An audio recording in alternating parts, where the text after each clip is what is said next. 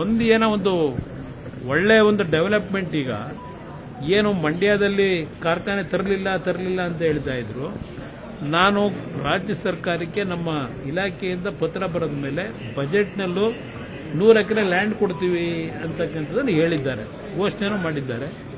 ಬಹುಶಃ ನಾನು ನಿನ್ನೆ ದಿನ ಇಲ್ಲಿಯ ಕೈಗಾರಿಕಾ ಸಚಿವರು ಎಂ ಬಿ ಪಾಟೀಲ್ ಅವರಿಗೆ ಫೋನ್ ಮಾಡಿದ್ದೆ, ಅದೇ ಸ್ಪಂದಿಸಿದ್ದಾರೆ. ಈಗ ನಿನ್ನೆ ನಾನು ಅವರಿಗೆ ಮನವಿ ಮಾಡಿದ ಮೇಲೆ 13ನೇ ತಾರೀಕು ಬೆಳಗ್ಗೆ 11 ಗಂಟೆಗೆ ಈ ಒಂದು ವಿಷಯಕ್ಕೆ ಸಂಬಂಧಪಟ್ಟಾಗೆ ರಾಜ್ಯದಲ್ಲಿ ಕೈಗಾರಿಕೆಗಳನ್ನು ಸ್ಥಾಪನೆ ಮಾಡತಕ್ಕಂಥ ನಿಟ್ಟಿನಲ್ಲಿ ಕೆಲವು ನಮ್ಮ ಒಂದು ಇಲಾಖೆಯಿಂದ ತೀರ್ಮಾನ ಏನು ಮಾಡಿಸ್ತಾ ಇದ್ದೇನೆ, ಬೇರೆ ಕಡೆ ಹೋಗ್ತಕ್ಕಂಥದ್ದನ್ನ ರಾಜ್ಯಕ್ಕೆ ತರ್ತಕ್ಕಂಥದ್ದಕ್ಕೆ ಆ ವಿಷಯದಲ್ಲಿ ಒಂದು ಸಭೆ ಕರೀತಕ್ಕಂಥದ್ದಕ್ಕೆ ಈಗಾಗಲೇ ಎಲ್ಲರಿಗೂ ನೋಟಿಸ್ ಕೊಟ್ಟು ಎಲ್ಲರಿಗೂ ಸಭೆಯಲ್ಲಿ ಇರಬೇಕು ಅಂತ ಹೇಳಿ ನಿನ್ನೆ ದಿನ ಅವರು ತೀರ್ಮಾನ ಮಾಡಿದ್ದಾರೆ. ಅದಕ್ಕೆ ನನ್ನ ಅಭಿನಂದನೆಯೂ ಇದೆ, ನಾನೇನು ಕ್ರಿಟಿಸೈಸ್ ಮಾಡಲ್ಲ.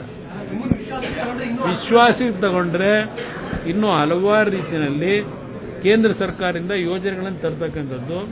ಈಗಾಗಲೇ ವಿಶ್ವೇಶ್ವರಯ್ಯ ಸ್ಟೀಲ್ ಪ್ಲಾಂಟ್ ಅಲ್ಲಿ ಈಗ 5,000 ಕೋಟಿ ವೆಚ್ಚದಲ್ಲಿ ನಾವು ಪುನರ್ ಪ್ರಾರಂಭ ಮಾಡತಕ್ಕಂಥದ್ದು ಇರಬಹುದು. ಹಲವಾರು ರೀತಿಯಲ್ಲಿ ಪ್ರಾರಂಭಿಕ ಹಂತದಲ್ಲಿ ಅದು ಇನ್ನೂ ಮುಂದಿನ ದಿನದಲ್ಲಿ ದೊಡ್ಡ ರೀತಿಯಲ್ಲಿ ವಿಶ್ವೇಶ್ವರಯ್ಯನವರು ಅದರ ಜೊತೆಗೆ ಹೆಚ್ಚಿಗೆ ಎಲ್ಲದಕ್ಕಿಂತ ಹೆಚ್ಚಾಗಿ ಕೃಷ್ಣರಾಜ ಒಡೆಯರ್ ಅವರ ಒಂದು ಆಗಿನ ಒಂದು ದಿನಗಳಲ್ಲಿ ಆ ಕಾರ್ಖಾನೆ ಮೊದಲನೇ ಬಾರಿಗೆ ಸ್ವಾತಂತ್ರ್ಯ ಪೂರ್ವಕ್ಕೆ ಮುಂಚೆ ಪ್ರಾರಂಭ ಆದಂಥ ಕಾರ್ಖಾನೆ ಅದು ಸ್ಟೀಲ್ ಇಂಡಸ್ಟ್ರಿ. ಅದಕ್ಕೆ ಜೀವ ಕೊಡ್ತಕ್ಕಂಥದ್ದಕ್ಕೆ ಈಗಾಗಲೇ ತೀರ್ಮಾನ ಮಾಡಿ ಕೇಂದ್ರ ಸರ್ಕಾರದಲ್ಲೂ ಒಪ್ಪಿಗೆ ಪಡೀತಾ ಇದ್ದೇನೆ. 5,000 ಕೋಟಿ ಸೇಲಿಂದ ಇನ್ವೆಸ್ಟ್ಮೆಂಟ್ ಮಾಡ್ತಾ ಇದ್ದೇವೆ. HMT ವಿಷಯದಲ್ಲೂ ಈಗಾಗಲೇ ಒಂದು ಕಮಿಟಿ ವರದಿ ಕೊಟ್ಟಿದ್ದಾರೆ, ಸಾರಸ್ವತ ಅಂತ ಹೇಳಿ.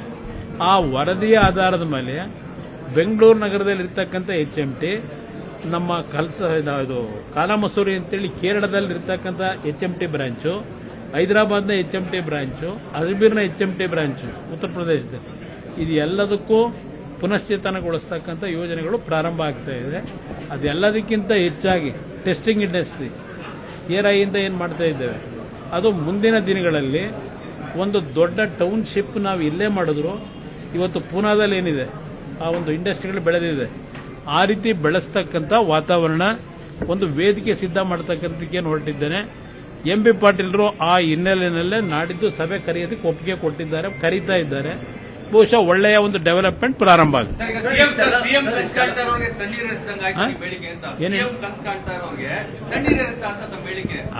ನೋಡಿ, ಕನಸು ಕಾಣೋದು ಎಲ್ಲರೂ ಕಾಣಲಿಕ್ಕೆ ಭಗವಂತ ಎಲ್ರಿಗೂ ಅವಕಾಶ ಕೊಟ್ಟಿದ್ದಾನೆ. ಕನಸು ನನಸು ಯಾರಿಗಾಗುತ್ತೋ ಅದು ಭಗವಂತ ಕೊಡಬೇಕು, ನಮ್ಮ ಕೈಲಿಲ್ಲ. ಅದರಿಂದ ಕನಸು ಕಾಣ್ತಕ್ಕಂಥ ತಪ್ಪು ಅನ್ನೋದು ನಾನು ಹೇಳೋದಿಲ್ಲ. ಇಲ್ಲ, ಅದು ಒಬ್ಬೊಬ್ಬರಿಗೆ ಒಂದೊಂದು ರೀತಿ ನಂಬಿಕೆ ಇರ್ತದಲ್ಲ, ಅವ್ರು ಭಗವಂತನ ಮೇಲೆ ನಂಬಿಕೆ ಕಾಟಾಚಾರಕ್ಕಿದ್ರಾಗಲ್ಲ. ಭಗವಂತನ ಮೇಲೆ ನಂಬಿಕೆ 4 ಜನ ಸಂಕಷ್ಟದಲ್ಲಿರ್ತಕ್ಕಂಥವರಿಗೆ ಪರಿಹಾರ ಕಲ್ಪಿಸ್ತಕ್ಕಂಥ ಒಂದು ಭಾವನೆಗಳಿರ್ತದಲ್ಲ, ಆಗ ಭಗವಂತ ತಥಾಸ್ತು ಅಂತಾನೆ. ಬೇರೆ ರೀತಿ ಸ್ವಾರ್ಥಕ್ಕೋಸ್ಕರವಾಗಿ ಕನಸ್ಕೊಂಡ್ರೆ ಆ ಒಂದು ಕನಸುಗಳು ನೆರವೇರ್ತೋ ಇಲ್ವೋ ಅದು ಭಗವಂತನಿಚ್ಛೆ.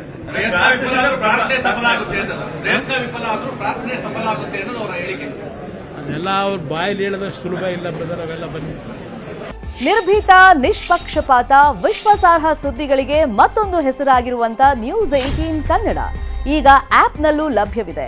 ದಯವಿಟ್ಟು ಇಲ್ಲಿರುವಂತ QR ಕೋಡ್ ಸ್ಕ್ಯಾನ್ ಮಾಡಿಕೊಂಡು ಆಪ್ ಡೌನ್ಲೋಡ್ ಮಾಡೋದಕ್ಕೆ ಮರಿಬೇಡಿ.